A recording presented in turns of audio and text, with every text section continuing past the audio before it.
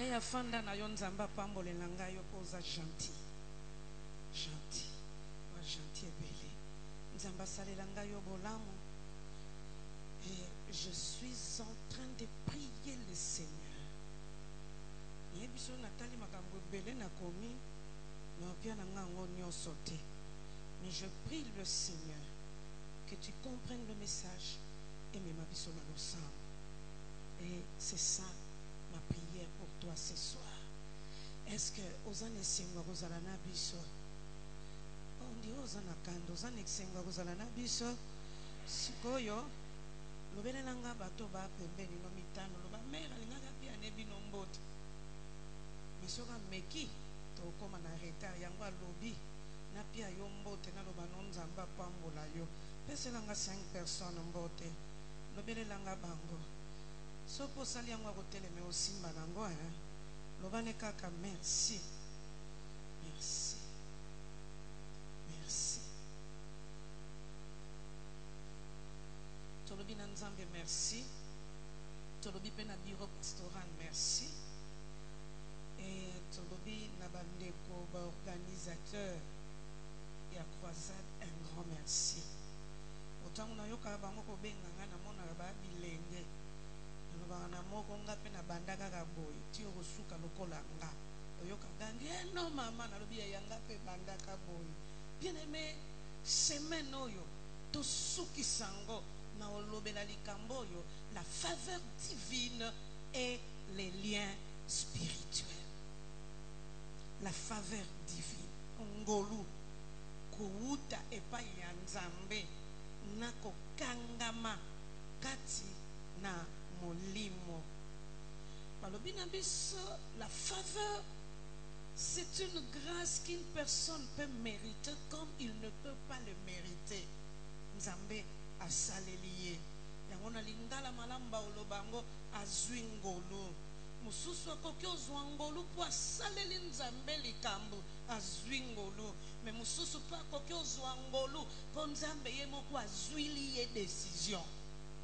Neti yoko yawa na poko na lelo ngana koyebete nzambe azwili yo décision. Oh, non simplement ngolu parce que nzambe azwili yo décision, parce que aussi tu le mérites, parce que tu es venu ce soir. Malobi na biso le lien, malobi ango, c'est ce qui sert à lier quelque chose ou à lier des personnes. Malobi un lien. Ndenge tolobaka bato lingala baloba ngo malamu e asinga oye koki permettre bakangela bana na bato to bakoka kokanga eloko balobi yango eza singa e na Kinshasa soko lobi likambo singa o comprendre malamu ete ko bossa na te ou balobi encore ezali corde oyo e ko permettre na bana na bato bakanga moto na boloko to te un prisonnier. Alors, le kola ya biso et les liens spirituels ezali au pluriel. Donc, lingyo loba ezali corde oyo et koki ko permettre bakoka kokanga un prisonnier. Ane mutu, mais le kola za prisonnier bakanga ye na singa moya koka ko bimana likambo ngo ezate. Non simplement balobi na biso ezali une corde. Oyo bato bakoki kokangela nango bana na bato, mais balobi aussi le lien, c'est un engagement. Mwana na moto a s'engager na likam akangami nango. Vous comprenez nga? Ça peut être aussi un contrat. Pourquoi na si na sali contrat na linga te na kolanda ba clause nyonso ya contrat oyo nga na sali, ou encore balobi le lien eza union. Bongo na pokwa na lelo tolobela likambo yo ngolu na nzambe ndenge nini eyaka po ekota ekangola bana na bato na kati na boloko na bango pe ekomisa bango bato ya mpeto to bato yo bakangolama. Nous allons lire 3 textes bibliques. Kobanga note za nango milaite 3. Premier texte tozongo na mokanda na Genèse. Bakongo baloba ngo malamu wantete wa Mose. Genèse. Genèse au chapitre 12. Totangi 10e verset qui n'ont na 11e verset. Genèse au chapitre 12. Totanga 10e verset qui n'ont na 11e verset. Le deuxième texte. Tout le monde a Genèse au chapitre 26.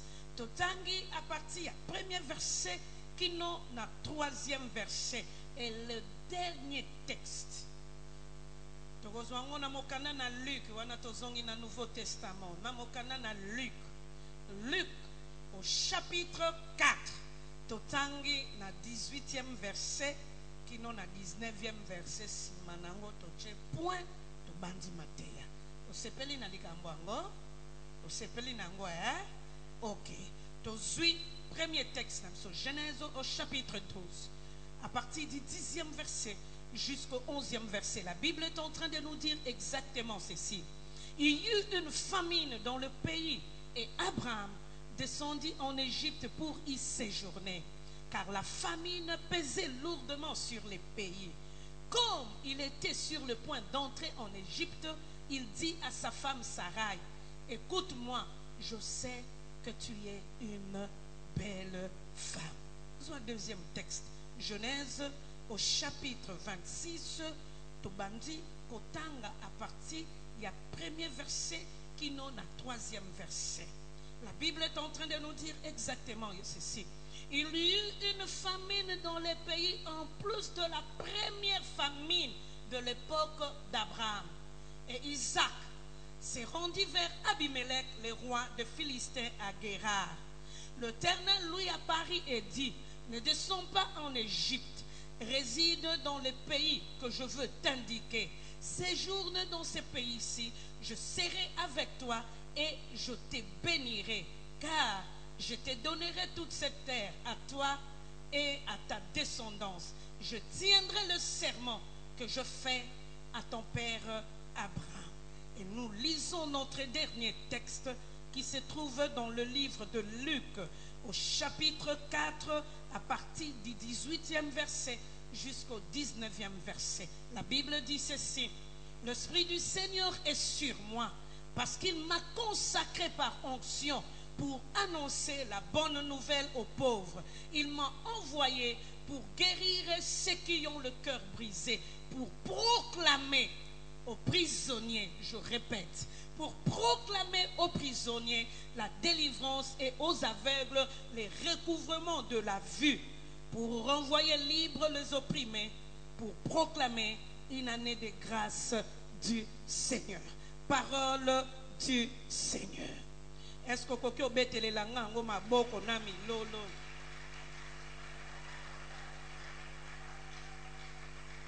En réalité, son alinga qui n'a la souple, l'air n'a côté ya makambo lien. Il y a un texte de Jean que j'allais prendre, c'est Jean 17, où la Bible est en train de nous parler de l'anneau qui a été lié. Mais pendant que j'étais en train de prier le Seigneur, c'est cette famille-là qui m'est revenue. Parce que beaucoup comprendre que la histoire, c'est une histoire de famille. Abraham qui est le père d'Isaac. Et si nous continuons plus loin, Jacob est le petit-fils d'Abraham, mais il est aussi le fils d'Isaac. Oh, la Bible nous montre que Dieu appelle Abraham. Mais les rabengi Abraham oyo pour amemaye na mboka oyo ya kanaki. Et alobi na Abraham bimana ndako baboti na yo yakanga na ko memo esika oyo esika wana na okabelango na postérité na yo. Ba oyo bako sakana na yo bako loka yo ngana oloka bango. Ba oyo bako pambola yo ngana opambola yo bango. Et la Bible est en train de nous montrer Abraham a obéi à l'ordre du Seigneur. Mais na obéissance na ye na ordre du Seigneur. Na kokende na ye na nzelo yo nzamba bengela ki ye. Bible la kisibiso ete période moko abomo ina ye. Abraham akutana na nzala makasi. Condition moko kaketika la kinaye. Ayoka sango ken Égypte biloko ezali. Il devait descendre en Égypte.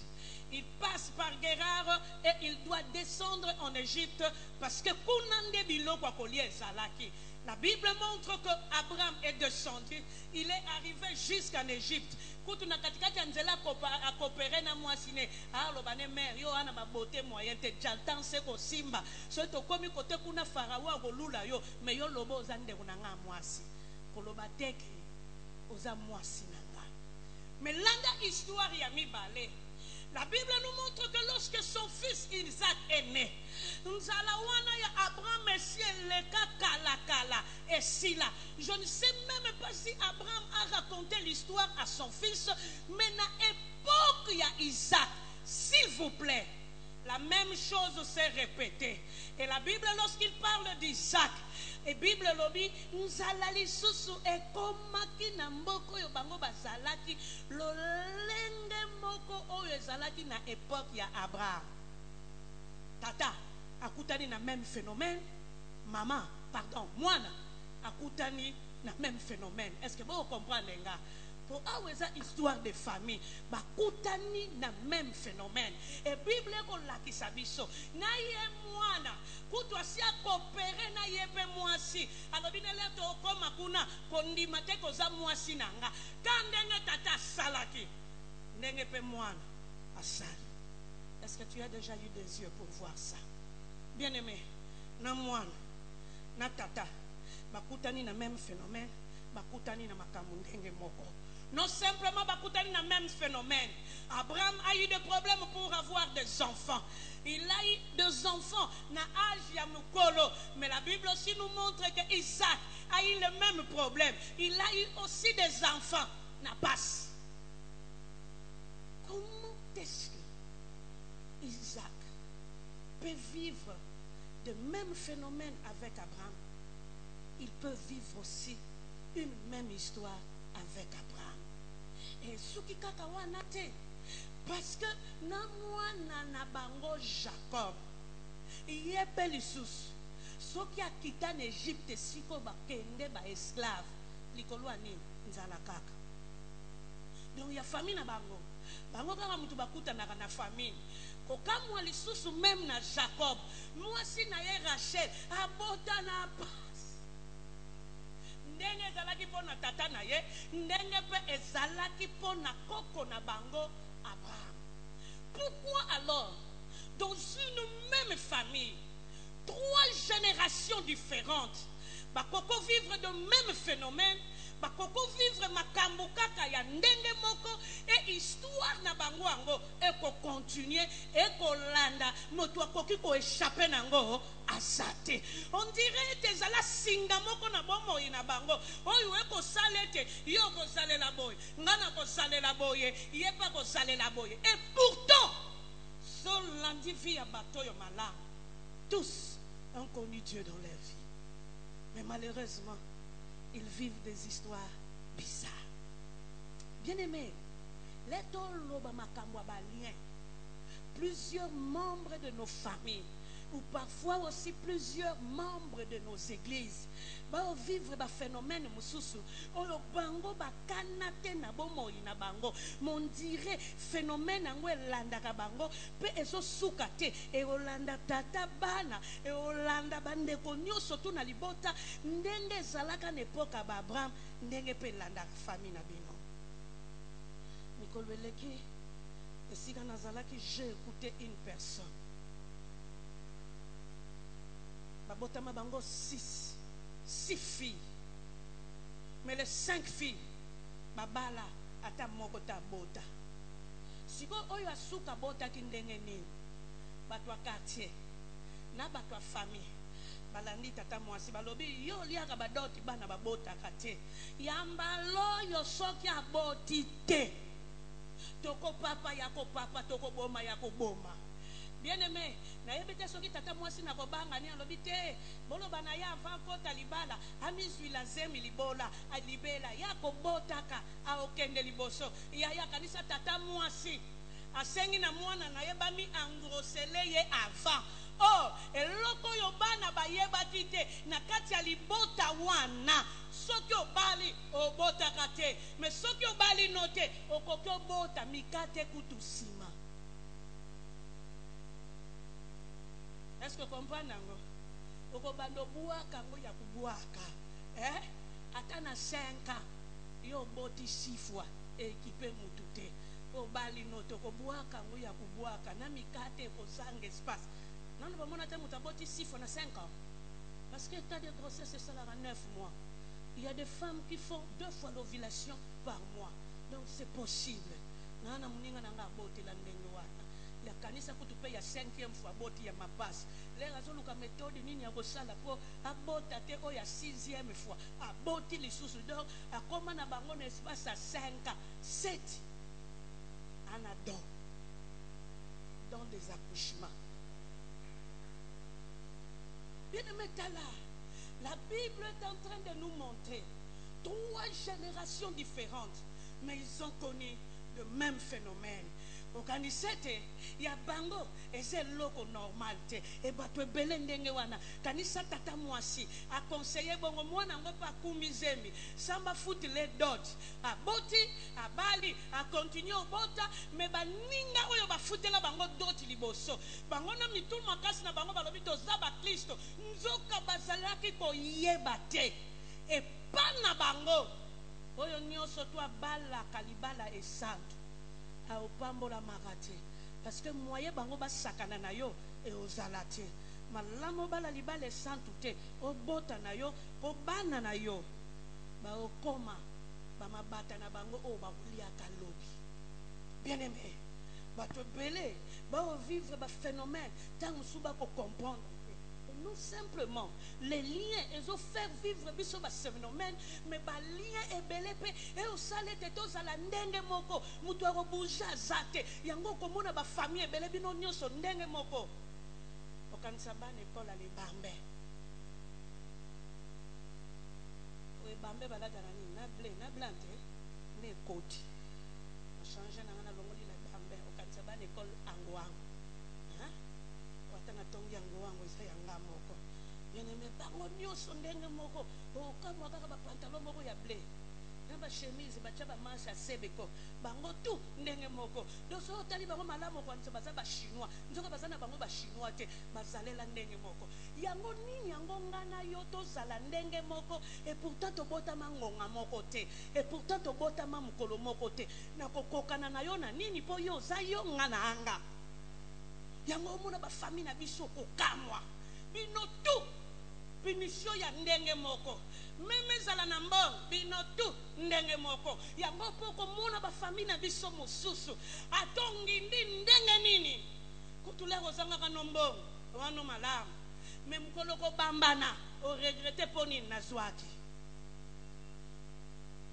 o famille moko na yebi bango ya bango ezala ka bazwa ka mbongo très tôt bakwa ya kapé très tôt mais bakufa kapé très tôt oh donc so na kufi très tôt ngolo bana mbongo ngona ko savourer na ngango te mais ozwa na yo onginda ya konginda ba okamwa yo okoleka kana ba télévision osalaka donc ongindi ya konginda na mbongo mais kaka mwa ngonga mokie okanisa mwa bougie kopeli obandi okufa pe osukeli et vina bango bakomata na 50 ans 50 ans et Dieu merci on a rencontré un membre de cette famille pendant bakufaka selon ordre d'arrivée na ndenga koko na bango ordre d'arrivée donc yebaka soki yo na ngonga wana yo nde mutoza mukolo olinga te lero zopusana na 49 ans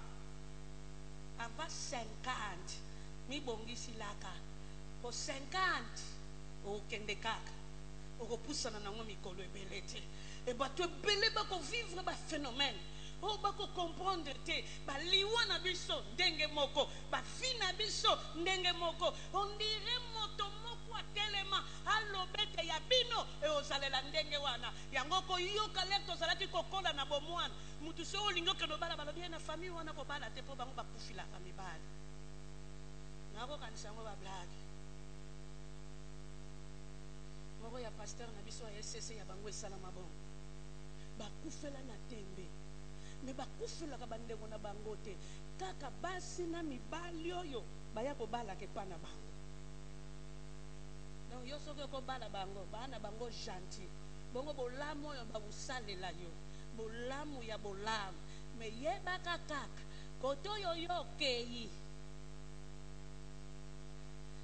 wana 6 ans na libala wana te il faut kende kaka ebongo lere bakosala na basi oyo bakoya kobala na mibali oyo bakoya kobala kuna donc baka na bomoi ya oumela te yango soko okenda libota yango okuta mwa bana mike baorpheline na basi bakufila mibali na mibali bakufila basi po ya bango bana don ya ozala basengleton bana bango na don ya ozala bamarie te nzoka ezala na noko moko alekisaka bokilo wazwa makasi ya koloba bambisi ebele bongo ndoko yango makasi awo kanisa mpe mbisi yango bakolobaka wana yango mpe bakolia na mariage na yo ocomprendre phénomène na mariage no bakolia oh non simplement esika oyo balie ezali bana na bato bavivaka presque le même phénomène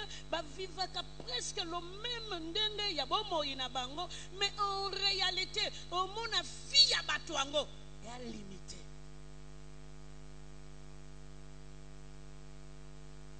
moto kobonga te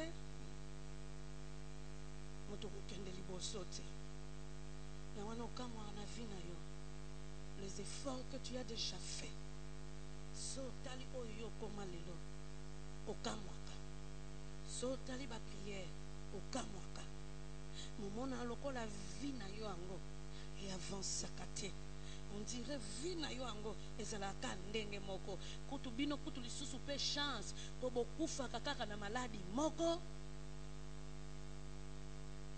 oyo munganga moko azotunanga na famille na bino kozala bato ya diabete natuni bongo soki bazali yanga problème na bango ezali bazala te ezanga nde mutu na ye na kombwa famille na biso te na ye nga moko yo talanga abuo bia tunanga problème ya famille na biso te po nga famille na biso te na nga nga na anga na famille na biso te atali alobi mama oza na to ya sika kitoko nga alobi tika likambo wana otuna nga famille na nga na nga famille na nga banga te po elingi oloba te soki mama na nga akufaka na maladi ya sikre nga mpe na kokufa nango impossible ye nga soki eza na maladi yango ekokontinuaka na nga eosukaka parce que nga na otikala nga yango mikolo eleki na libota tokendaki ofete anniversaire ya mama leki moko la plus grande mama leki totikala na ye mama leki akokisi 70 ans biso tu bana tosaleli efete tobina na tembe tosala louange na tembe siko bato bakoloba na biso tozaki sefe yoka bato balobi bato balingi fete nzoka bakoyeba te tolingi fete po toboyi bamatanga po telema tolela ya trop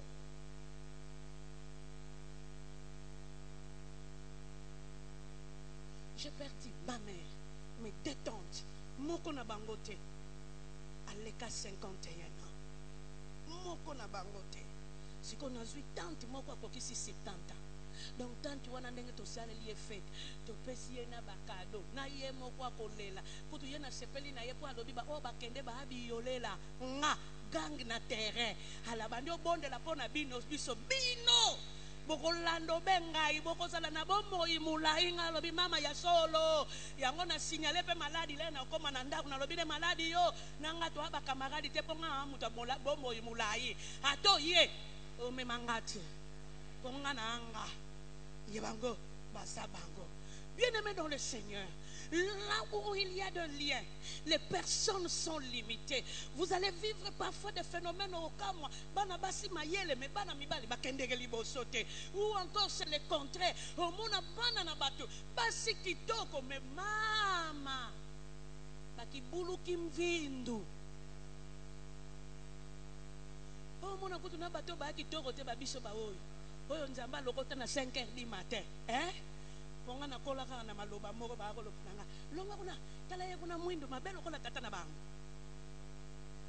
siko mko musupe na kena tali ye pesa ngo malamu la kazaka na bomo ina oloba vraiment oyo penza ya tika ngana zwa ta pemba ba mère au pianga ki metisi na ye Oposwa boye na famille papa na biso seke naza métis. Ko bango mo bankolo famille. Eh!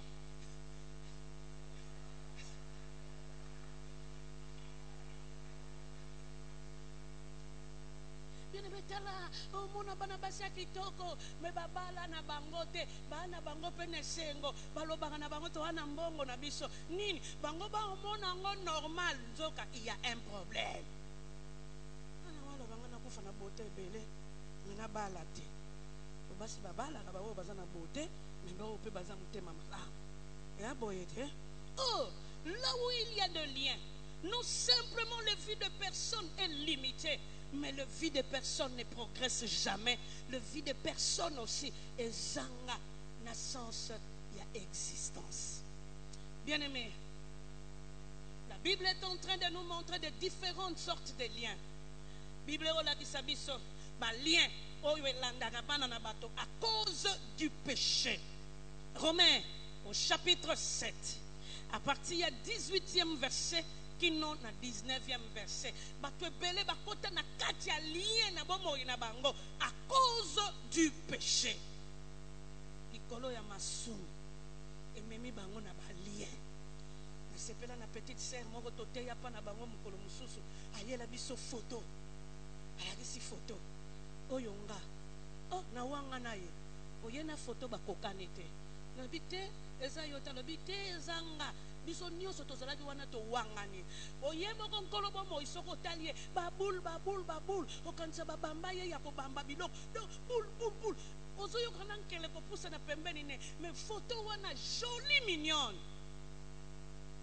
siko atuni alobi na yana ye po yana mutazaki pasteur esikango yaya oh photo na ngate yaya ndimi ezaye nazalaki kutu na kozela te pona tuna bongo ndenge nini yo ozala boyo komeli boyo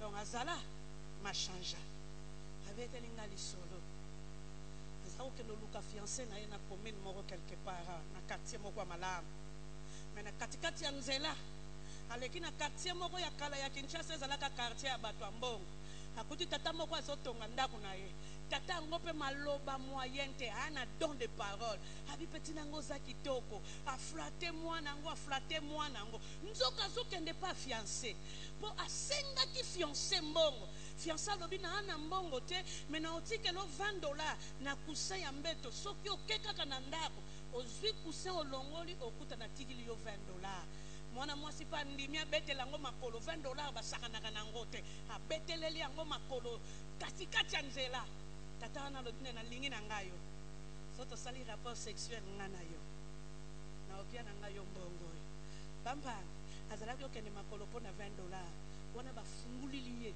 sakosi ya mbongo mwana mwasi alobi tata nazwi yango ekomikoma nango te andimi basali rapport sexuel na tata yango azwi nela ya mwana yo oyokaka te so balingi yo na 5h du matin na 5h30 oseme na mutema na makolo basemilaka ngo bongo te makolo babatilaka futa dot ata pumo na opiayo ata pumo na ukabila na ngayo mana tanda futa dot wana soko futi dot na ye makolo na mutema na pumo zwa est-ce que nazota la air ezalele liwa kuna liboso bien-aimé tala mwana mwasi oyo basali rapport sexuel esili azwi mbongo na ye asundoli na $20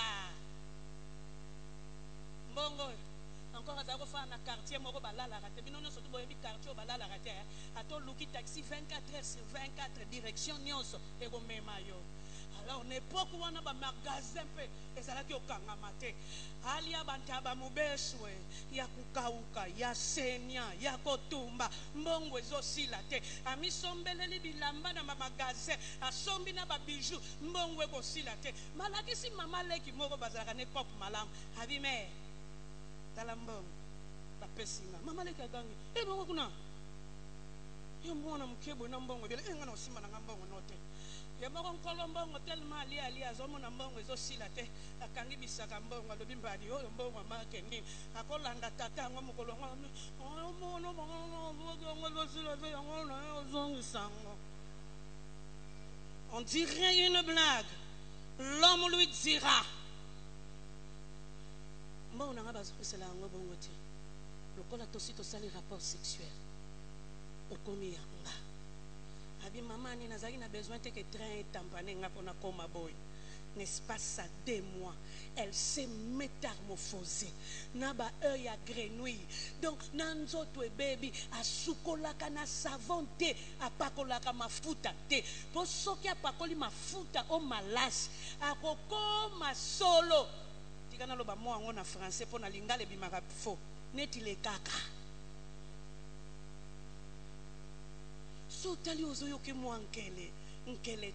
Elle est entrée dans un système.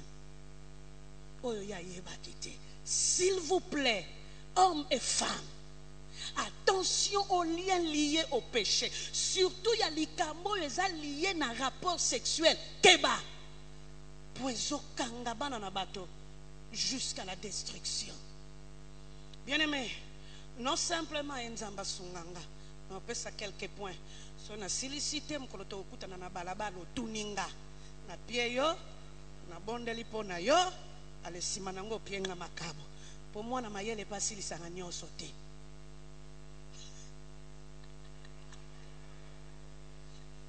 Oh, non simplement il y a des liens que nous appelons de liens de péché, mais il y a aussi des liens de la mort. Il y a des batu mususu on dirait bino libota na bino bakane la bino bo wume la katena sena moy. Les liens de la mort. Non, mon esprit de la mort, na famille nabino, nzokoko yebate. Derrière l'esprit de la mort, il y a aussi des liens de la mort. Psaume 18, le verset 5. Psaume 18, le verset 5. Ou encore Actes des Apôtres, au verset 2. Pardon, au chapitre 2, le verset 24. Actes des Apôtres, chapitre 2, le verset 24. Lien de la mort.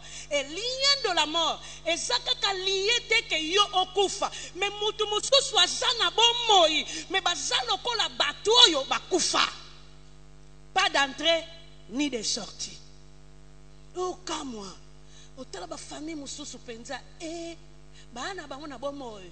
Omona pe bana mibali pe bakokolo bana bino mobola teti.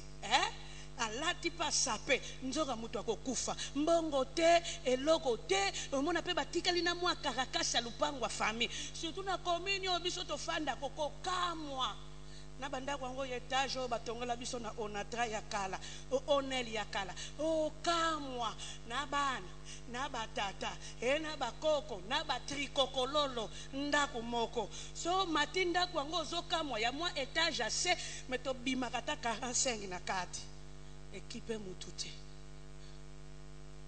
bato abomoyi mutali bango baya kufa akozala pa bimaka na ye mais loko moko ya malonga ezate eloko ekoki opese goût na vie ezate e ba famille mingi ndenge wana yango wana soki bokufili okoyoka bango kulela ya makasi nzoka yo ozokanisa bakulela mais bango moko bakocomprendre awa tokufa na soni pondenge nini tokokunda. Heureusement simaro lutumba yembaki ebemba leta kokunda ye ba croix rouge. Bien aimé ba croix rouge pe ba koma na bango na ba balabala posali cotisation kaka na balabala ekokoka. O famille moko na yoka bango balobi ataka kama bayo ya confrase eza nango pembeni te bozwa kaka to beta prouvi to kunda mutu o mona bango ndenge ba kokunda mutu bazana bango na posa ko kunde malamu posa ezali mais bongo esate yango peza na bato ondire bakanila bango bozala na bino bobota mebele me mbongo bolukango bongo bozwa siko yo zana mwa munoko zala na batu ata ozangi mbongo zala na batu yo so zana batu zana mbongo tomoni yango eza malamu okobokula batu yango ndenge ni na mutalakisaka bino makambo mosusu ekangaka biso zala no kaka na batu ata ozangi mbongo likambo te zala na batu bongo so yo ozana batu mbongo okobokula bango eza te bakokola tala. Non simplement il y a des liens de la mort, qui amène des gens à mourir précocement, mais qui signale aussi la présence de la mort dans toutes les activités de la vie et qui ne permet pas aux personnes d'aller de l'avant. Abraham aya na ngonga na ye, Isaac aya na ngonga na ye, et la Bible nous montre que même Jacob aya na ngonga na ye, mais ils ont connu le même phénomène. Ba sengangote, mais c'est le phénomène. Oh, non simplement la Bible et maman. Ezolobe la biso na lien de la mort. Mais la Bible peut ezolobe la biso. Ba lien mususu bana na batu bakoti à cause des malédictions qui ont été prononcées contre leur vie. On a une famille moko koko na bango mbala yibaki safu. Safu akitoko. Ya kitoko alors ya kitoko. Donc tellement safu wana ezalaka kitoko. Ayibaki nepe belete ka 3. Abombi yango aliango na butu siko kolwa nzeta safu atambulaka na mboka tunaka nani abukaki safu nanga mutu akoloba te atelemi asali annonce le matin asali annonce à midi asali annonce le soir mutu akoloba ezali te bon na tongo yetanaki wana lobi ye oyo ayibaki safu nangai akobota bana mibali ya kitoko libota neko tudonda bana mibali mais très jeune barobelaka maladi ya tofina na matoi mama famille wana bana mibali ya kitoko moyen te ata luli yote okopusa na pembeni mais tofine kimisio po tofina ngo pe jaune on dirait couleur à safu.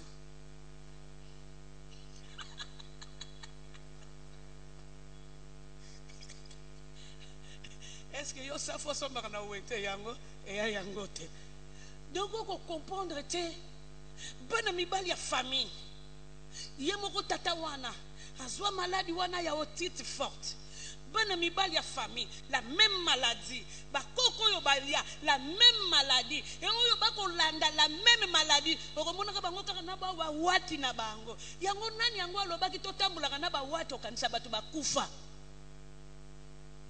okende pa ba spécialiste ofuta mbongo nengo lingi sans changement.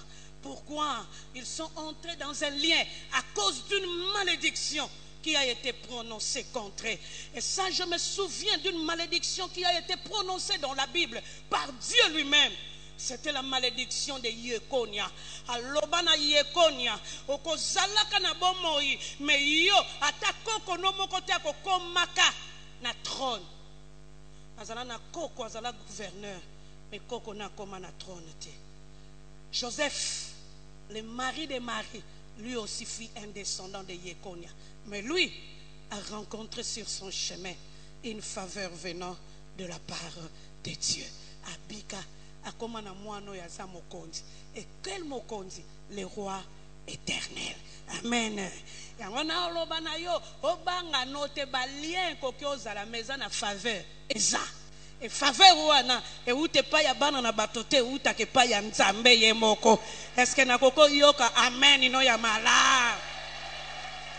Oh, non simplement batu ebele bazwa balien beba misusu pe na kati ya balien na bango o comprendre bali na famille mobimba bana mibali bazalaka ba maladif ou encore l'inverse bana basi bazalaka ba maladif on dirait bango ba pesa bango ba faiblesse physique ba ozalela kaka bongo ba ozalaka bongo yango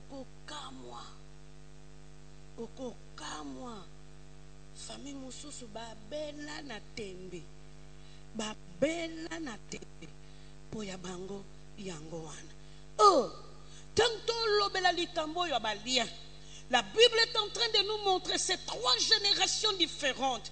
Bakutani na problème, mais mokolo yo Isaac akolinga asala la même chose que son père.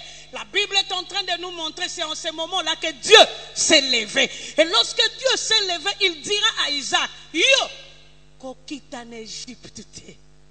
Yo, sikala. Pues siko yo kotikala na opesa yo. Kolakisete, la faveur de Dieu est capable ya kokata balien oyo etele makabo moya bana na bato po ekotisa biso na liberté, mais liberté oyo nzambe akopesa biso. C'est possible que la faveur de Dieu puisse vous visiter. C'est possible. Oh, c'est possible que la faveur de Dieu puisse vous visiter. Parce que Dieu a visité Isaac aujourd'hui. Il peut aussi te visiter par Jésus de Nazareth. La Bible est en train de nous dire, le Christ est venu sur la terre. Et l'era koya alobi na bana na bato na kati ya temple. Ete molimo na nzambe ezali kolona ye. Mais na 19e alobi pona ba oyo baza bakangami bakangolama. Oyo ba bakangami bakangolama. Comme l'une de mes cousines est venue me voir. Son alobi cousine na lobi malamu te. Une grande sœur, hein? Vous comprenez?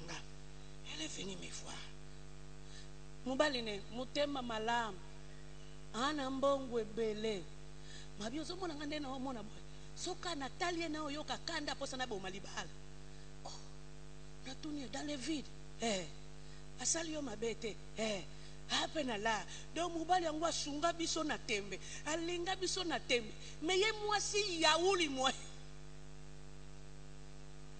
asala kane mubulute me ye mo ka soka koti zage libale kufa. Là au tourné, normal. On a commencé à prier avec cette grande sœur.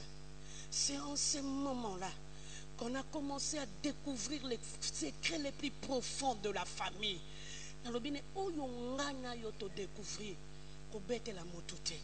Mais to bonde la nzambe, batu, bakota na même dimension na biso polibota mobimba et kangolama. Parce qu'on a découvert de secrets. Yeah. Na yemo kwa koloba na nganzoke za boye lenga na omona na boya ye na sina baye ye donc mubali yango asi alemba kolanda ye yepe alanda ka ye kaka basomba mutuka ata zu mutuka ngo tambuli nango 1 mois mais lobi oyo kaka na kenanga oh kendele nini elote alobi no so tuni bongo bana lobi bon biso to kola te biso pe tata na biso na mama na biso libale kufa meto kola bango pe ba okola do mona molimo moko o kamwa oh quelles en sont les causes? Non simplement il y a des péchés, il y a des malédictions qui ont été prononcées contre la vie de personnes, mais il y a aussi nos systèmes de famille, surtout ceux qui ont collé siko yo ba koli siyo na mbongwa miyeke olingo lingate. Est-ce que ngana tongi tata na bino na mama na bino surtout papa na bino azalaka fier alors ba ye muta chef à famille bokola na mbongwa ni elo ekamusanga na pasteur chef à famille siko yo ki chef à famille ngo koti yango na kombo a Jésus oui ya nani et moi, il y a de cela 2 ans, j'ai découvert que mon père a chef à famille. Oh, natuni ya mama mweza ya solo. A signalé père na bigi chef à famille no okende no yo moko po mto pesa na biso 16 azate. Utu bana na biso pia ba mto okende yo moko. Akende be ye moko. Akende ye moko. Akende ye moko na makamu na ye. Siko kanisa bo okende kunda père. Boko makuna balobi lokola za chef. Bogozila bakunda bango na minui ani o wapi nga na signaler ba père aleki bo moninga nga père a chef na ngate a chef na bino menga kokoza la chef na ngate po nga ali kolona ye à cause de Jésus na chef na ye yango wana ye mutu akozila nga na ozilete donc nga nazongi Kinshasa bokunda te kipe ngate nga nazongi Kinshasa tata leki a obondela nga tu dois comprendre nga lobi etali ngate a chef na bino ayangati ole na okota bilai wana ngamoko na komi yebela na bomoy soki na tikali a na kokokana na bango lokola na ana posa kokokana na bango te nazala lokola Jésus alingi na bima na kende bongo lelo respect mwana wana mutu makasi na bi na mutu makasi te je fais crier ma foi abuo pia oye tikali équipe ngate. Bien-aimés, non à cause des paroles de malédiction qui ont été prononcées sur eux, mais à cause ya bambongo oyo bango ba bokolela yo na mbongo makila.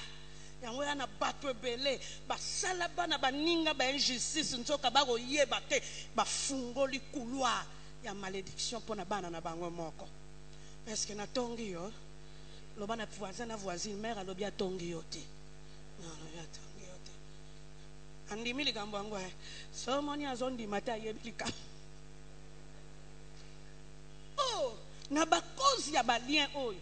Non simplement bana na bato bakota na makambo, mais aussi bato ebele bakoti na kati ya ba lien à cause des alliances de mariage. O bale siko babala rate. Ngambo vino yango wana. Siko yo bale la kote nini. Ngambo vi yango wana. J'ai encore quelques minutes. N'appelle ça ma cause rapidement.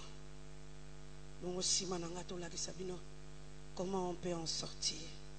Non simplement bato à cause ba alliance ba mariage. On a kutana na couple moko ya bangweza makampera ngwazala na mbongo belé, mais à kouya après mariage simplement un espace à 6 ans. Même kolo mususu lala pongi alamuka. Moi si azate na chambre. Na yemoroti azala ya zokam. Les chambres les a fermées de l'intérieur. Ah, père alobiso kaza fermé de l'intérieur c'est kazakaka. Ami lukili aluki malamu mwasi ya monanité. OK, afunguli chambre ami kangilili.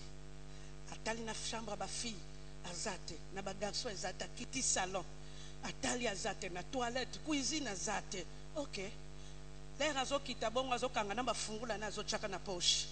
Abimi aka beteli kololo pam. L'air abeteli kololo pam wa expliquer moi si nanga tolala ki na yo mais moi si alimwe kololo pam wa lobi ko banga nota ko ya.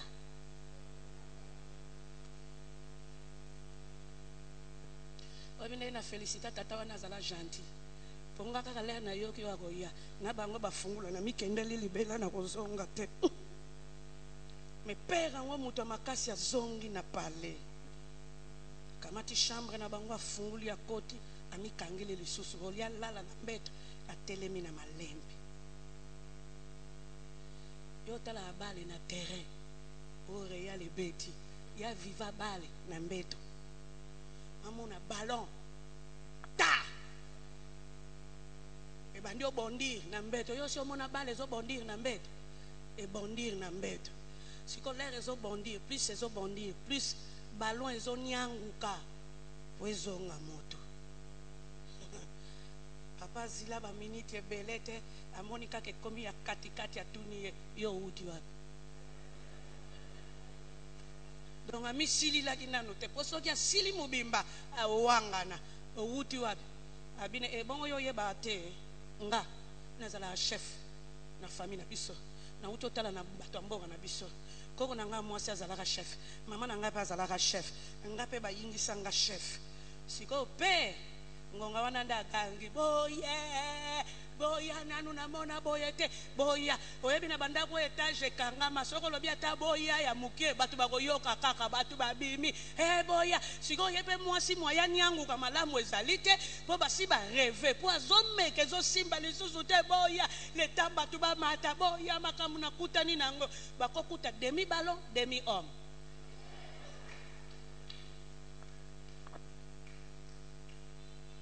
Mkoloba ya olukanga na ndaku na tongwango kaka to luka pasteur Kondo oh nakamwe bato ebele boy na bi chance na bigi po ba luka pasteur Kondo na bina bango azata za na voyage bafandi mwa kimia na yo ka bazongisi balobi na biso pe mwasi nazala ka pasteur na milobeli mama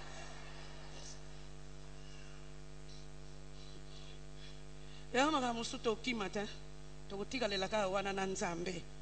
J'ai compris que Dieu est capable de faire grâce.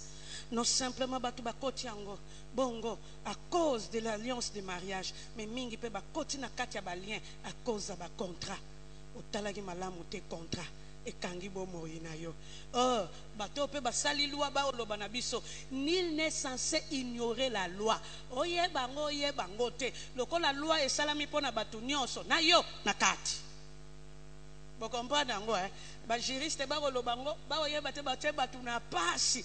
Po ato oyeba ki angote obimi okeyo lobina bana na batunga kutulwa wana na yeba ki angote oyeba te nul n'est censé ignorer la loi. Donc la loi est faite pour tout le monde. Abou pia yango ya batu ebele parce que lorsque nous parlons des liens, ce sont aussi des lois qui ont été faites sur toutes les familles.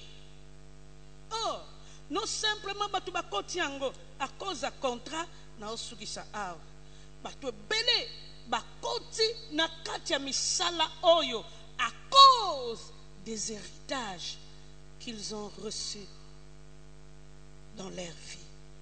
Mosusu akoti yango parce que azwa kaka héritage apamba abuo pia héritage bakabila yango kokabela et ba misusu bakokota yango à cause des mariages avec les esprits. Un cube n'a pas succube. Bien-aimé, la famille d'Abraham a connu un problème. Mais la Bible nous montre que Isaac a été béni par Dieu à cause de la faveur. Comment est-ce qu'on peut sortir de liens spirituels? La première des choses, il faut savoir que la faveur de Dieu existe pour tous ceux qui sont en Christ Jésus. La faveur de Dieu existe à cause de tous ceux qui sont en Christ Jésus. Yangwana soko lingyo bimana likambo yango yana moko kaka kokyo bimisayo po ya na manda ya kokango la ba prisonnier. Cette personne s'appelle Jésus. Au contraire,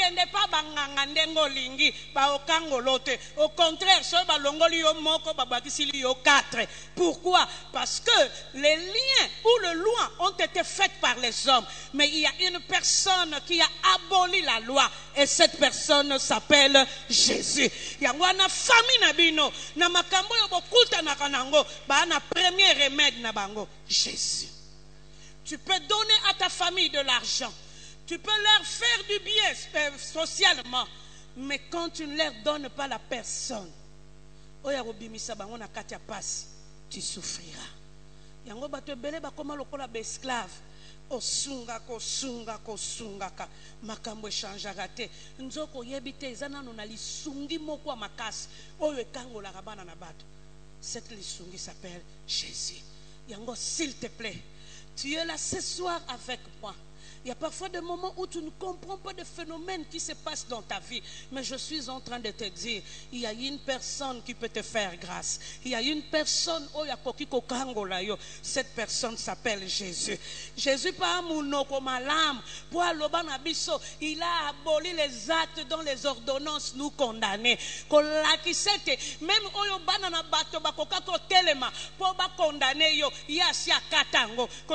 devant le juge, parce que le tout a été aboli par Jésus. Je te dis, c'est possible. C'est possible. C'est possible. C'est possible. Et cette possibilité-là, tu l'as simplement avec Jésus. Est-ce que koko betela ngai ya yoyo maboko makasi? Oya yoyo azaka ka yemoko. Yemoko azo rendre possible. Makambo yo bana na bato bakoki okokate. Yango na oloba pona libota na yo, c'est possible. C'est possible. Parce que la faveur de Dieu se présente à nous ce soir. Et le Christ est en train de nous dire, il est venu pour que les prisonniers deviennent libres. Yangwana tangwa ngwe koki okamwa bino nyoso tu bofanda ke sika moko ndire lupangu na bino comme garage, mais garage ba voiture fatiguée lelo obima ono yo ka jomo ko penza kamusinga oh nazaka kofana na lemba nasali 25 ans mena bayele na ngaka ko futila nazongi na ngembo na lupangu wa famille oh tale wankubi kena kasi azongi na lupangu wa famille yango bul nini yango ezwanga kana zala la boye nazonga na ghetto familial bul nini yango en tout cas nzamba sunga biso ba anio po bula ndengo wana heya kate Et pour ça, na kutu problème ite. Na loba na nzamba tampiaka. Na roluka tandaku. Ya studio babeti na manzanza. Me boule ya bozonga na parcelle familiale. Kandenge na mibimila. La deuxième des choses que tu peux faire. Oh, si tu veux sortir de lien, il faut prendre conscience qu'il y a quelque chose qui ne va pas. Malgré ce qu'ils sont en train de vivre, naba français belé, va prendre conscience que la situation que je suis en train de vivre est anormale.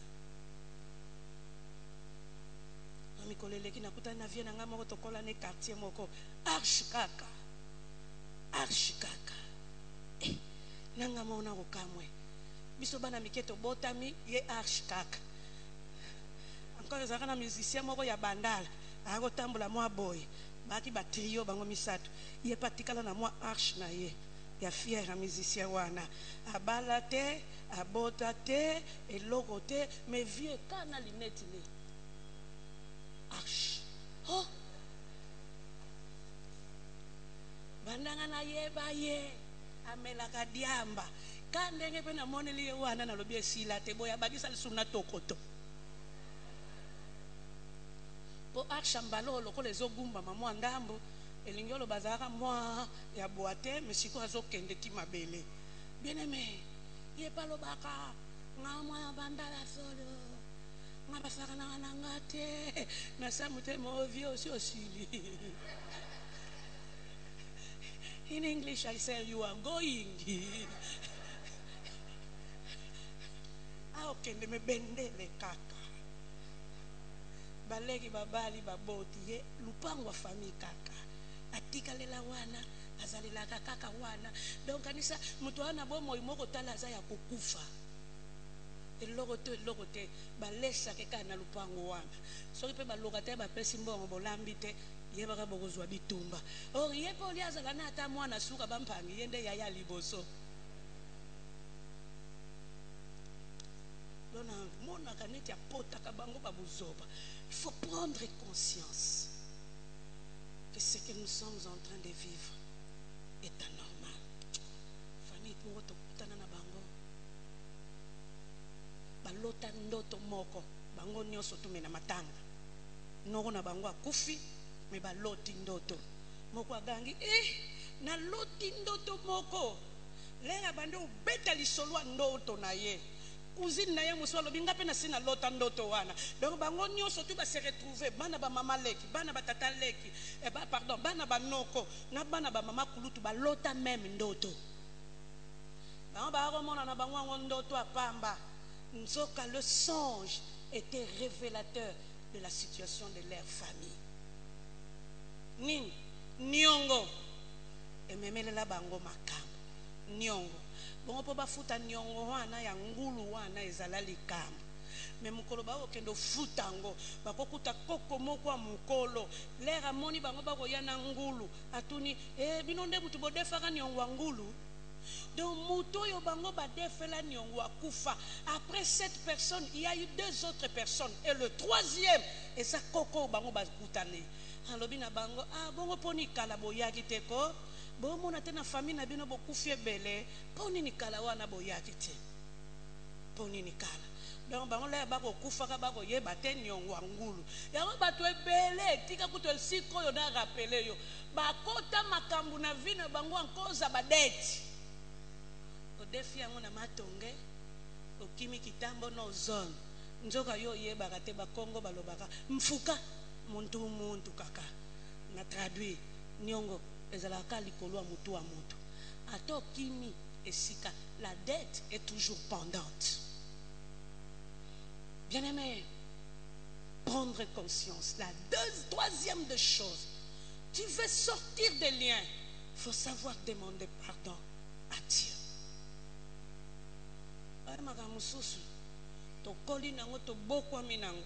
Pour yo vivre ndenge moko na ba oyo wana te oyeba kosenga ka nzambe pardon alimbi so po ba famille yango pe mususu to yango te po to senga nzambe mutu akotisa biso e pona nini alukila biso ba famille ngana yo to yebi te parce que Il veut que tu sois une étoile dans cette famille qui a des liens. Et je crois l'heure a sonné où tu dois prendre conscience. Na oyo yo sali, na oyo salama, okoka kosenga nzambe pardon. Bien-aimé, par les pardons, il y a un Dieu qui accomplit toutes choses sur notre vie. Et sur la croix, le Christ s'est écrié, tout est accompli. Lokola ya kokisa nyonso ba oyo basenga ke bolimbisi bazalaka lolenge moko na batute me mawa ya nzambe esalelaka bango bolamu. Est-ce que nakoko yoka amen na yo? Non simplement tu dois demander pardon, tu as aussi besoin de la prière pour sortir des liens. Besoin de la prière. Yo so ba bengi yo prière ba fiera wa. On a en français, bon, moi je prie, hein. Moi je prie en français. Oh, non, j'ai prié sur moi-même. Et il y a des gens qui sont bien placés qui peuvent t'écouter. Vos pasteurs sont là. Ils peuvent vous écouter et prier pour vous. Est-ce que ils peuvent prier pour vous. S'il vous plaît. Vous voyez, un schéma de délivrance. N'oublie jamais d'être écouté. N'oublie jamais la prière sur soi. C'est les brigands sur la croix. Brigand beta balete. Aluka makambute. Ce soir tu seras avec moi dans le paradis. Point barre. Et pourtant tatoyo aboma bato ebele abika yango na lingi na loba na yo ko bima na sena bokonzi ya basinga po ekoka kokatelama. Tu as besoin de la faveur de Dieu, et cette faveur regarde aussi la dimension de notre foi par rapport à Dieu. Et pour yo kangolama, s'il te plaît, sur le chemin de la délivrance, lorsque tu te fais écouter, n'oublie jamais de donner les actions de grâce sur ton chemin. J'ai compris. C'est comme histoire dans la Bible. Moi, j'aiderai au rencontre Dieu. À promettre Nzambe, à pécher Nzambe, offrande naye. Mais Bible lobi na butu wana kaka Nzamba mi monisi pa na ya lobi. Zulanga ba toro ya tata na bino. On dira linga kia loba naye na kolakisa yo makambo elekaka na famille na bino. Oh! Comprendre leur Gédéon azobeta histoire à famille na bango. Alors toza famille moko ya mukie na kati ya Manassé. Toi na biso insignifiant, toza pe famille pauvre. Il avait dit vrai, c'était l'histoire de sa famille, mais par son offrande, sa famille a été délivrée. Et moi je crois, lorsqu'il y a la prière qui s'élève ensemble avec des actions de grâce, la grâce de Dieu apparaît toujours dans nos vies. Le lien existe, mais Dieu aussi existe. Répétez, le lien existe, mais Dieu aussi existe. La Bible nous montre, la famille d'Abraham a connu des problèmes, mais le Dieu d'Israël a délivré la famille d'Abraham. Et nous devons comprendre notre Dieu par Jésus a au kangola yo. Pourquoi au kangola yo? Parce que le Christ est venu pour cela. Le Christ est venu pour cela. Parce que je suis sûr de ce que je suis en train de dire. Un Dieu qui délivre. Un Dieu qui délivre. Atabalobo mabale umela kate lukuta ya bangwe ko umela te ya yo e umela. Atabalobo famio yo yo koti bagana mbongo te lukuta yo na bana no borozala ya konginda ya makasi, parce que notre Dieu fera de toi un signe pour prouver au monde qu'il est capable de faire de grandes choses. Ce jour-là, Dieu rencontre Isaac et il lui dit, toi, ne descends pas. Pourquoi? Parce qu'il s'est décidé à faire d'Isaac une exception. Et toi, il fera de toi une exception. Et on a ta famille, nous avons moi. Rotala rosuka bakamwe kako akendeki poto akendeki mukoloni ka lobi azonga totala te asia miyela ki akobala te bakamwe invitation ye mwana ya zola bali ndenge nini ngolu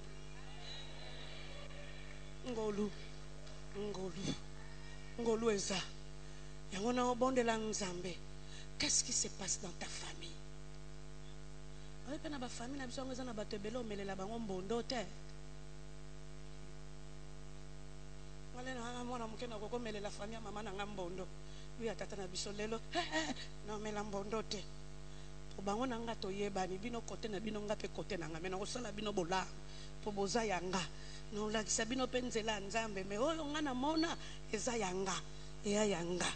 Et parfois lorsque je découvre des problèmes sur ma famille, je prie toujours, Seigneur, moko ya ba Kristo azalia wa atelema mona la même chose pour que nous soyons forts dans la prière. Et je bénis le Seigneur parce qu'il y a l'un de mes frères tant na bonde la rabongo ka yo ko ser na sali mwandoto moko bilo moko nabi nzambe merci pour comprendre lokwango. Les aboy. On a besoin de toki salo sambe. Au monde appelle mikolo ango batu tout ba yinibino. Mais si manango bango ne surtout nzamba pambola bino.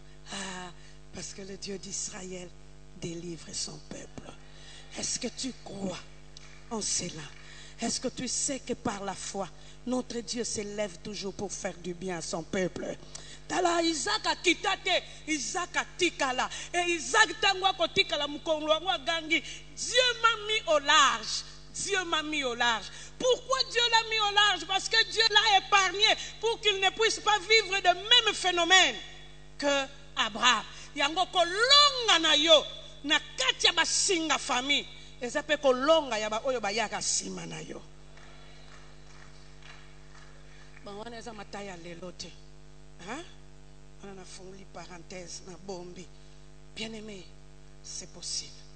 Parce que ta victoire, c'est la victoire de ceux qui viennent après toi. Mukosuna oseka. Noki papa kondo ko tomboka. Na otala na ngai. Kanisa nga mutababilai me calme. Na otala na ngai. Dala sisi ba otomboka na lobina nga na olanda na ngai yote. Po eza na ngo yote.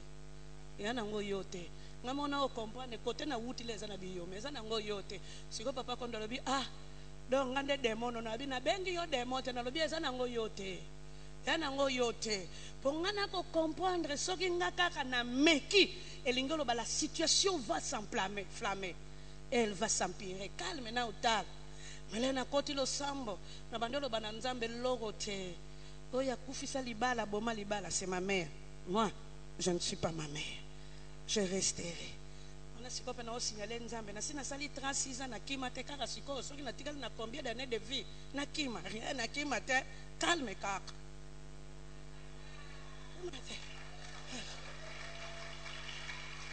On a oyeba elonga nanga ezana elonga ya ba oyo nyoso tu ba roya.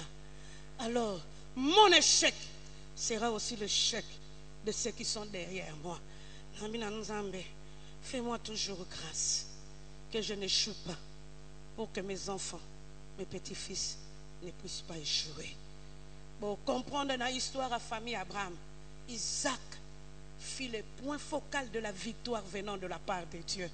Parce qu'Abraham azalaki na basi belé mais Isaac azalaka na mwasi moko. Ka mwasi moko. Autant la histoire ya Isaac na Bible, moi histoire mokie, mais c'est là qu'il y a eu le fondement d'une grande victoire venant de la part de Dieu. Et je pense que ce soir, Dieu veut faire de toi Isaac. Il veut que tu sois le fondement ou le socle de la victoire venant de la part de Jésus. Est-ce qu'on dit milikambwango telemato bon de l'ensemble? Na sembolie misonanga nangomba.